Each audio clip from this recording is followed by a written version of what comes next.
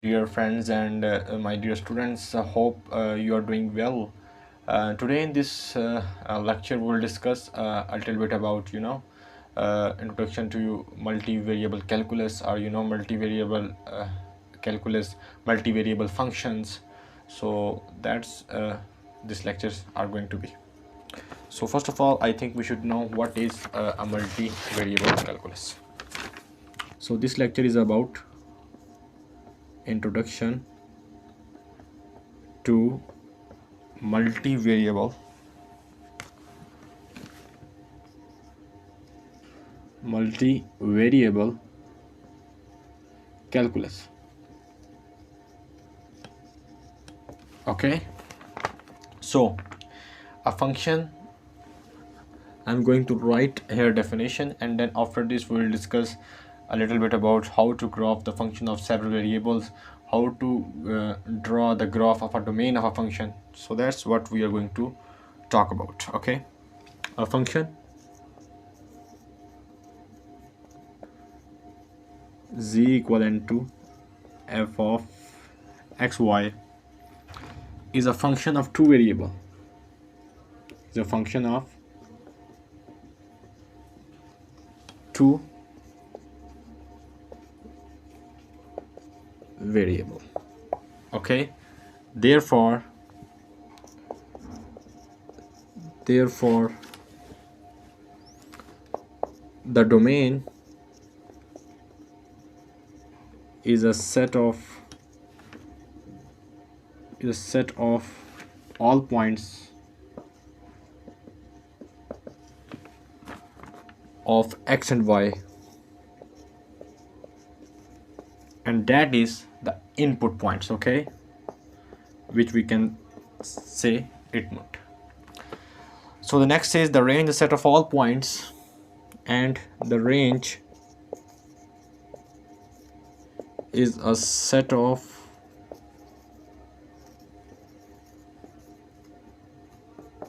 all points, all possible values, the set of all points or all possible values, all possible values, and the range is about dependent variable, and in this function z is a dependent variable and x or y are independent variables. Values of z, which is dependent variable, okay, which we got from the domain. Okay, the once we know the domain of the function, then we easily know the range of a function. Okay, that is the simple understanding of introduction of multivariable calculus. So the next thing we should know how to graph the function of a multivariable or two variable of a function, or several variable if you have three variables. Okay, so that's what we are going to talk about. That is to graph a function, to graph the function of multivariable calculus, multivariable calculus. So to draw the graph of the function of multivariable calculus, it depends on an independent variable. If you look, like we write a function f of x equivalent to x plus 1. So in this function, x is independent variable and this x is dependent variable. We can write here like f y is equal to x plus 1. Y is dependent variable and x is independent variable. Look, in the function there always one dependent variable present. Okay, look, if you have function like this, g of xy equivalent to you can say that xy our x square plus y square, and you can write it like z is equivalent to xy over x square plus y square. So how many independent variables are there? There are two independent variables, x and y, and there are one dependent variable, and that is z. Okay, so that's is the real thing.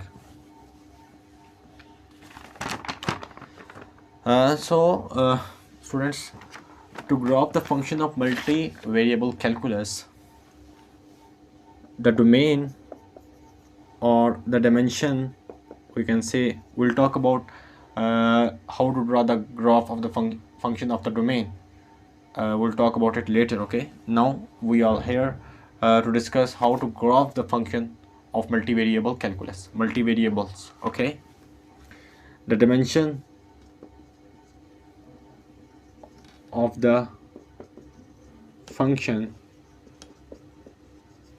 is one more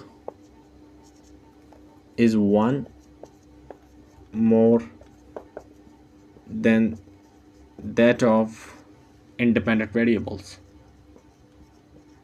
Independent variable, what is this? I'm saying that the dimension is always one more than the independent variables. Like if you have two independent variables, then the dimension is 3D. If you have one independent variables, then dimension is 2D. If you have three independent variables, then dimension is 4D. Okay, so because if you have one independent variables, then one independent variables, and always in the function always one dependent variables always present. Okay, so that's what I'm going to talk about. So I'm going through here some examples so that you can understand it better. Like f of x is equal to x plus 1, like y is equal to x plus 1. So in this function, x is independent variable and y is dependent variable. Okay, so it's 2D graph. The graph of the function is in two-dimensional. Okay, because one dimension of x and one dimension of y. Similarly, the second example, g x comma y is equivalent to x square plus y square. So we can see z equivalent to x square plus y square. In this function, look how many independent variables are there. There are two independent variables and z is a dependent variables. Okay, so what is the dimension of this function? It's 3D. Okay, and let's suppose another example here, h x y z equivalent to x square plus y square over z minus 3, which says that w is equivalent to x square plus y square over z minus 3. So w is a dependent variable and there are three independent variables are present, x, y and z. So its graph is 4D. So there's a thing you have to learn. Can we draw the 4D? No, absolutely not. We can't draw the graph in 4D while we are living in the world of 3D. However, we can say that we can imagine, we can visualize the 4D graph by putting some its points. Okay, so that's it a little bit about to graph the function of multivariable. Now we'll talk about to graph the function, to graph the domain of a function. How we can graph the domain of the function. Okay,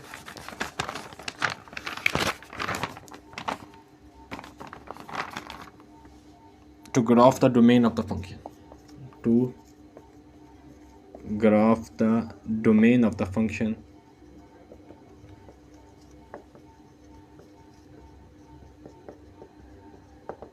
so to graph the domain of the function, we must have same dimension as that of independent variable. If we have one independent variable, Okay, so we have 1D, one dimensional. If we have two independent variables, we have two dimensional. If we have three independent variables, we have three dimensional. Okay, so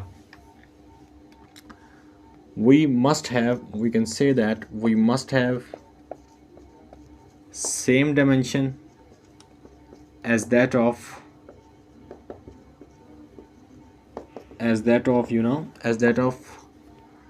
independent variables. If we have one, we have 1D independent variable, like f of x. What is the dimension of this function f of x? It's have one independent variable, so its dimension is the graph of the domain of a function is 1D. If we have two independent variables, what is the domain? It's 2D. Okay, if we have three independent variables, it's a 3D, and up to so on. Okay, so students, my dear students, here you need to understand two things. When you draw the graph of the multivariable calculus, you must have the dimension more than that of independent variables. If we have two variables to draw the graph of the function, two independent variables. Whenever we talk about variable, it's always about independent variable, because dependent variable, one dependent variables always present in a function. Okay, one dependent variable always present in a function. Okay, this thing needs to be understood. So when we graph the function of a multivariable calculus, we must have dimension more than that of independent variables. But when we graph the domain of the function, we must have same dimension as that of independent variables. It means that if we have one variable, we have one dimension. If we have two variables, we have two dimensions. If we have three variables, we have three dimensions. Now we are going to talk about 1 to 2 example, then you will understand better. And in the upcoming lecture, there's a complete lecture in which we'll discuss almost many examples regarding draw the graph of the domain of the function. Okay, regarding domain of the function. So let's go through 1 to 2 examples, and in the upcoming lecture we'll talk about many examples. Okay, so like I'm going to write the function. Let's see, this is a good question.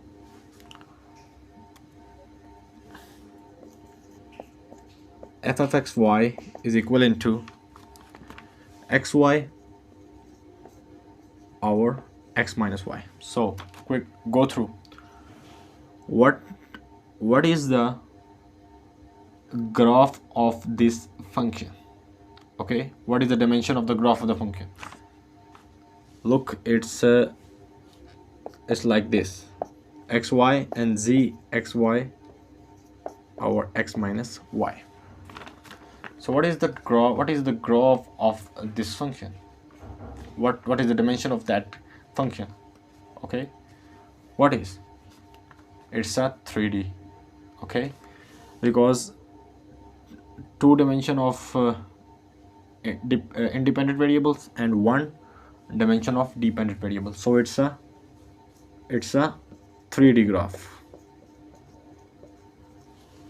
And what is the dimension of the graph of the domain of the function? What is the dimension of the graph of the domain of the function? And what we'll talk about the domain of a function. When we talk about to draw the graph of the domain of the function, they're always the same dimension as that of independent variables. And here there are two independent variables, and that is x and y. So what is the graph of the domain of the function. It's a 2D graph. Okay, that's what we are going to talk about. Now let's talk about the domain. Okay, domain. In the numerator there is no problem, because if x is 1, y 1, if x is 0, y is 0, no problem, because 0 is not in undefined condition. But look at that denominator, there's a problem. Okay, if in denominator, if x equivalent to y, yeah, or y equivalent to x, then there will be 0, and every numerator, what will be on the numerator, it doesn't matter. If in denominator there's 0, there is an undefined condition. So that is the domain. Okay, so x, we should have x not equal to y, because if x is equivalent to y, then the function is undefined. Okay, so x must not equal to y. What it means? So this is the domain, I think. If we have x is not equal to y, okay, then there's no problem. Okay, if we have x is 1 and y is 2, there's no problem, the answer is -1. If we have x2 and y is 1, there's no problem, 2 minus 1 is 1. So domain is xy. The domain is always consists of independent variable. Okay, so that's the main point. That's an interesting point, you should have noted that. Xy such that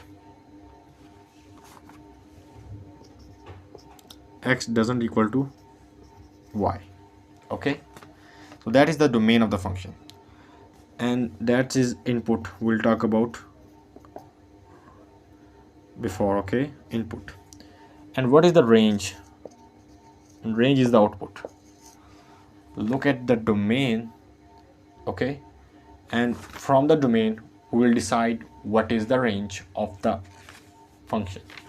And range is always consist of dependent variable, and dependent variable is here what it is z. So z is a dependent variable such that, look, now there's an interesting point, and many students are trouble here. If x is not equal to y, there could be anything, this could be minus infinity to infinity. It could be. So from minus infinity to plus infinity, they consider of all the real numbers. Okay, so its range is minus infinity to infinity. Okay, so that is the range of that function. Okay, we will draw the graph of the functions in the upcoming example, in the upcoming video. In the upcoming video we'll talk about a different kind of examples, draw the domain of the functions and understand it better. Okay, so let's look another example.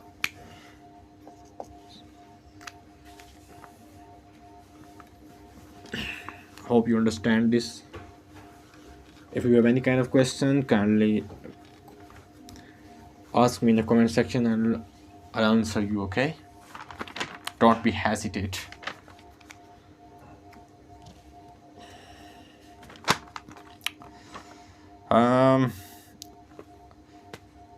Let's talk about simple question. F of x is equal to 1 upon the root x. Here there's no problem in numerator. What will be the domain? Okay, so domain must have x must be x. If x is equivalent to 0, there's a problem, because 1 over 0 is undefined condition and we shouldn't have this condition. Okay, so x must be greater than 0. but not equal to 0. This is the big thing, you understand. So this is the domain of this function. X must be greater than 0. Okay, so this is the simple question. And if x is greater than 0, they could be from range could be from greater than 0 mean 1, 2 up to so on. They could be like infinity. So there could be any real number, but not a negative. It's a positive, greater than 0. Okay, so that is the another example. You should have liked this. So thank you for watching this video.